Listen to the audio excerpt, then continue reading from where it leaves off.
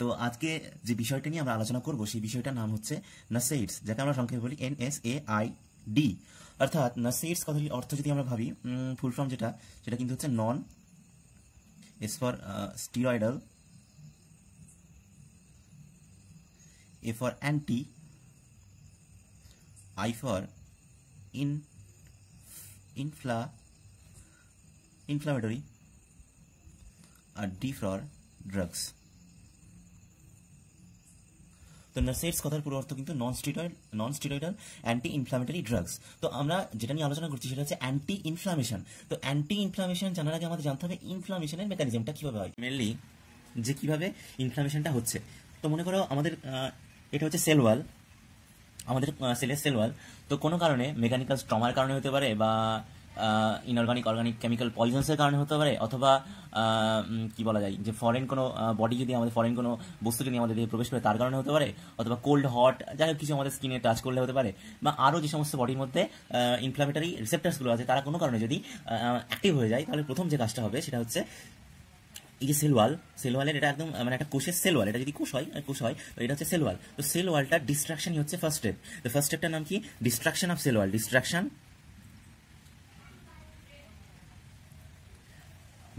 Of cell wall. তো destruction of cell wall যে এজেন্টটা করবে, সেই এজেন্টটা বলার আগে আমি বলতে চাই যে সেল ওয়ালে থাকে কি। সেল ওয়ালে আমরা সবাই জানি যে cell wall is made up of protein, অর্থাৎ এর মধ্যে লিপিড কিন্তু থাকে। লিপিড, এবং কোন লিপিডটা থাকে? লিপিডের মধ্যে যে লিপিডের মধ্যে থাকে তার নাম হচ্ছে ফসফোলিপিড, তার নাম হচ্ছে ফসফোলিপিড। তো এই ফসফোলিপিড কিন্তু এই সেল ওয়ালে এই বাইলেটটা তৈরি করে। তো যে এজেন্টটা, তাহলে ফসফোলিপিডকে ভাঙার জন্য আমাদের কোনো এজেন্ট লাগবে, তার মানে তার নাম কি হবে? ফসফোলাইপেজ, তাই তো? তাহলে ফার্স্ট যে এজেন্টটা আমাদের এখানে কাজ করবে সেই এজেন্টটার নাম হচ্ছে কিন্তু ফসফোলাইপেজ। এবং ফসফোলাইপেজ কি করবে? ফসফোলাইপেজ এই যে ফসফোলিপিডটাকে কিসে পরিণত করবে জানো? ফসফোলিপিডটাকে অ্যারাকিডোনিক অ্যাসিডে পরিণত করবে। অ্যারাকিডোনিক অ্যাসিডে পরিণত করবে। অ্যারাকিডোনিক অ্যাসিড বা এতে পরিণত করবে, সংক্ষেপে আমরা বলি। তো এনজাইমটার পুরো নামটা কি হবে? ফসফোলাইপেজ A2টা কেন বোঝা গেল? যে এই যে অ্যারাচিডোনিক অ্যাসিডের ডবল, এই জন্য A2, ফসফোলাইপেজ A2 ফসফোলিপিডের উপর কাজ করে ওটাকে অ্যারাচিডোনিক অ্যাসিডে পরিণত করবে। তো ফার্স্ট স্টেপ বোঝা গেল, destruction of cell wall. Second স্টেপটা কি? এই অ্যারাচিডোনিক অ্যাসিডটার ফেটটা নিয়ে এবং সম্পূর্ণ আলোচনা। এই যে অ্যারাচিডোনিক অ্যাসিডের উপর কিন্তু দুটো এনজাইম কাজ করতে পারে। Two enzymes can work. একটা নাম হচ্ছে কক্স এনজাইম, আরেকটা নাম হচ্ছে লক্স এনজাইম। কক্সের পুরো কথা কি? সাইক্লোঅক্সিজিনেজ।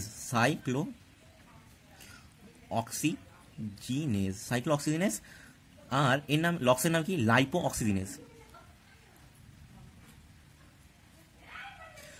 সাইক্লোঅক্সিজেনেজ যেটা বলছি এর কিন্তু দুটো টাইপস রয়েছে। একটা হচ্ছে সাইক্লোঅক্সিজেনেজ 1 এবং একটা হচ্ছে সাইক্লোঅক্সিজেনেজ 2। কোনটার কোথায় কাজ, কিভাবে কাজ, সেটা পরে আলোচনা করবো। আগে দেখে নিই অ্যারাচিডোনিক অ্যাসিডের ফেটটা কি হচ্ছে। তো অ্যারাচিডোনিক অ্যাসিডের উপর কিন্তু কক্স এনজাইমও কাজ করতে পারে, লক্স এনজাইমও কাজ করতে পারে। তো দেখি কক্স এনজাইম যদি এর উপর কাজ করে তাহলে কি হবে। তো কক্স এনজাইম ফার্স্ট এর উপর কাজ করে অ্যারাচিডোনিক অ্যাসিডকে একটা প্রোস্টাগ্ল্যান্ডিন G2 তে পরিণত করবে। অ্যাকচুয়ালি সাইক্লোঅক্সিজেনেজ কথার অর্থই হচ্ছে কি, যে এটা কিন্তু অক্সিজেন অ্যাড করবে কার মধ্যে? অ্যারাচিডোনিক অ্যাসিডের উপর। মানে অ্যারাচিডোনিক অ্যাসিডের স্ট্রাকচারটা যদি পরে দেখাবো, তো অ্যারাচিডোনিক অ্যাসিডের স্ট্রাকচারে দুটো অক্সিজেন অ্যাড করে ওটাকেই PG2 তে পরিণত করে। এবার PG2টার কি হবে? PG2টার উপর কক্স এনজাইম কাজ করে PG2টাকে PG মানে প্রোস্টাগ্ল্যান্ডিন H2 তে পরিণত করে। ঠিক আছে? এবার এই সিম্পল একটা স্ট্রাকচারাল চেঞ্জ করে, আর কিছু না কক্স এনজাইমটা এখানে। এবার এখানে কক্স এনজাইমের সাথে PGH সিনথাটেজও কাজ করে এর উপর, যে PGH2 তে পরিণত করে, কিন্তু হেল্প করে কিন্তু কক্স এনজাইমই। এবার এই PGH2 থেকে দুটো ভাগে ভাগ করে নেবো। PGH2 থেকে এবার দুটো ভাগে ভাগ করে নেবো। কেন দুটো ভাগে ভাগ করে নেবো সেটা তোমরা এক্ষুনি বুঝতে পারবে। কারণ হচ্ছে যে এতক্ষণ যে কক্স এনজাইমটা কাজ করলো এই অ্যারাচিডোনিক অ্যাসিডের উপর বা PGH2 এর উপর, এরা কিন্তু বোথ COX-1 and COX-2, অর্থাৎ COX-1 and COX-2 both help করবে এই দুটো স্টেপে। এবার আমি দুটো স্টেপ করবো, সেই দুটো স্টেপে কিন্তু স্পেসিফাই হয়ে যাবে যে COX-1 এইটার উপর কাজ করছে স্পেসিফিকলি, COX-2 স্পেসিফিকলি এইভাবে কাজ করছে। তো COX-1 যদি এবার এই PGH2 এর উপর কাজ করে COX-1, তাহলে সেটা কি পরিণতিতে এসে দাঁড়াবে? PGH2 থেকে COX-1 যে জিনিসটা তৈরি করবে সেই জিনিসটার নাম হচ্ছে থ্রম্বক্সিন TXA2। এই থ্রম্বক্সিন A2 এ কিন্তু তৈরি করবে। আর এদিকে COX-2 যদি এর উপর কাজ করে, তাহলে কক্স টু এনজাইম পিজিএইচ-টুর উপর কাজ করে পিজিআই2 তৈরি করবে বা প্রোস্টাসাইক্লিন তৈরি করবে, নাম হচ্ছে প্রোস্টাসাইক্লিন। এবার এই প্রোস্টাসাইক্লিনের উপরই ডিফারেন্ট এনজাইম কাজ করে এখান থেকে তৈরি হবে আরও 4 ধরনের প্রোস্টাগ্ল্যান্ডিন। তাদের নাম হলো PGD2, PGE2 ও PGF2 আলফা। এবার এই যে স্টেপটা যে PGI2 থেকে PGD2, PGE2 ও PG2 আলফা, PGF2 আলফা তৈরি হলো, এই স্টেপেও কিন্তু COX-1 and COX-2 both help করবে, COX-1ও হেল্প করবে, COX-2 বোথ হেল্প করবে। তো এবার আমাদের জানার বিষয়টা হচ্ছে যে এই পিজি যে তৈরি হলো এতগুলো, এই পিজিগুলোর কাজ কি?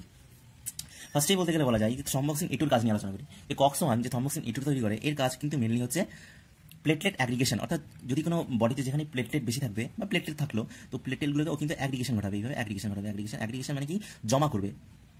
ও কিন্তু প্লেটলেট অ্যাগ্রিগেশনকে স্টিমুলেশন করবে।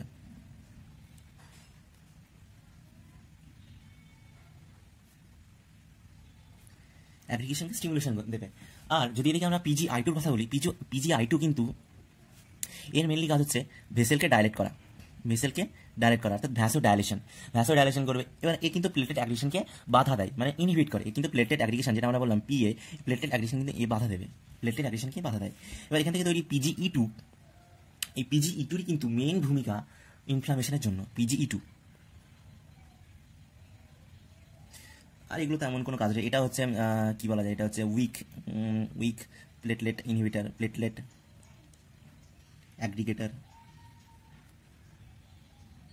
অ্যাগ্রিগেশন ইনহিবিটার, এটা উইক। আর এর কাজটা তেমন ইম্পর্টেন্ট নয়। তো এখানে প্রথম থেকে আরেকবার বলা যায় যে এখান থেকে কি তো এতক্ষণে যেটা বোঝা গেল যে COX-1, এই COX-1-এর ইউনিক ফাংশন কিন্তু থ্রম্বোক্সিন A2 তৈরি করা, যেটা কোনোদিনই COX-2 করবে না। আর COX-2-র একটা ইউনিক ফাংশন হলো PGI2 বা প্রোস্টাসাইক্লিন তৈরি করা, যেটা কোনোদিনই COX-1 কিন্তু করবে না। এবার আমরা আলোচনা করব যে ইনফ্লামেশনের মেইন কারণটা, যেটা আমরা আগেই বললাম যে PGE2। তো ইনফ্লামেশন সমস্যা আমরা লিখতে পারি inflammation equals to PGI2 plus PGE2।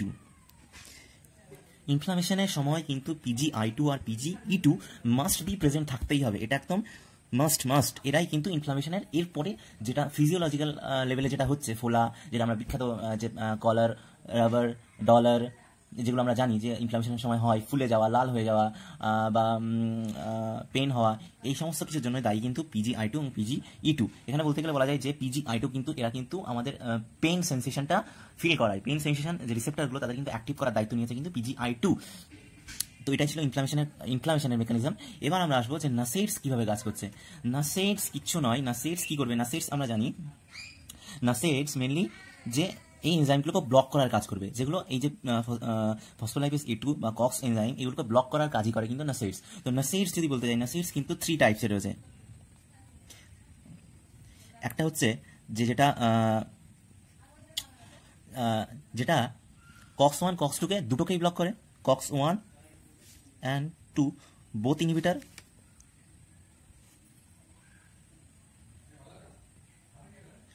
Second number হচ্ছে অনলি COX-1 ইনহিবিটার, আর 3 নাম্বার হচ্ছে COX-2 ইনহিবিটার।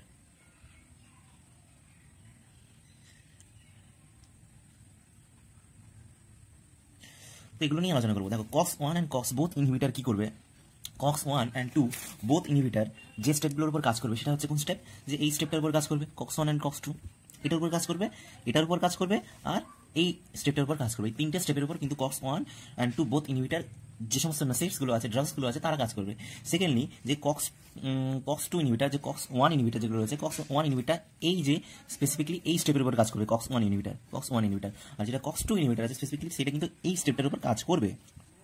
তো COX-1 and 2 both ইনহিবিটার যদি কোনো বডির মধ্যে দেওয়া হয়, তাহলে সেটা কি করবে, সেটা অ্যারাচিডোনিক অ্যাসিড থেকে PGG2 বা PGH2 পরিণত করতেই দেবে না, মানে বাকি স্টেপগুলো হওয়ার কোনো প্রশ্নই আসছে না, এই স্টেপগুলো হওয়ার কোনো প্রশ্নই আসছে না যদি COX-1 and 2 ইনহিবিটার দিই, ঠিক আছে।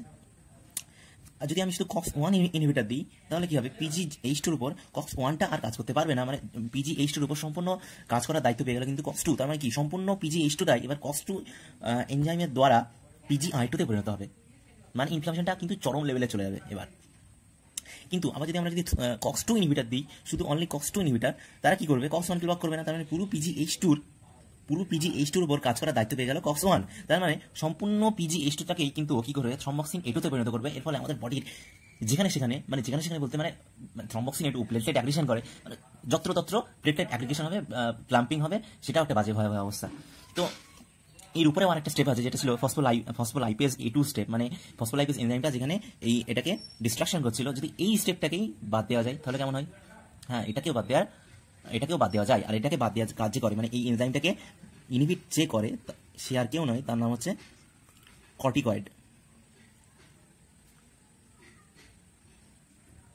কর্টিকয়েডস, গ্লুকোকর্টিকয়েডস, মিনারেলোকর্টিকয়েডস। অ্যাকচুয়ালি তারা কি? তারা সবই হচ্ছে স্টেরয়েড। তো স্টেরয়েডের একমাত্র এফিসিয়েন্সি হচ্ছে ফসফোলাইপেজ A2 কে ডিস্ট্রাকশন করা, বা এই এনজাইমটাকে ডিস্ট্রাক্ট করা। এটাই ছিল মোটামুটি নাসেরিডসের মেকানিজম অফ অ্যাকশন। এবার আমরা হ্যাঁ, নাসেরিডসের মধ্যে প্রথমে যে ভাবটা বলছে সেটা হচ্ছে কক্স 1 আর কক্স 2 বোথ ইনহিবিটার, কিন্তু অ্যাকচুয়ালি বলা হয় non selective COX inhibitor, non selective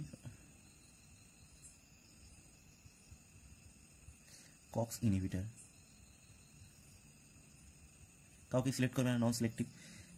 second number যেটা হচ্ছে COX 1 inhibitor. Actually COX 1 inhibitor বলে কথা হয় না কোনো, সেটা হচ্ছে প্রেফারেন্সিয়াল কক্স 2 ইনহিবিটার। প্রেফারেন্সিয়াল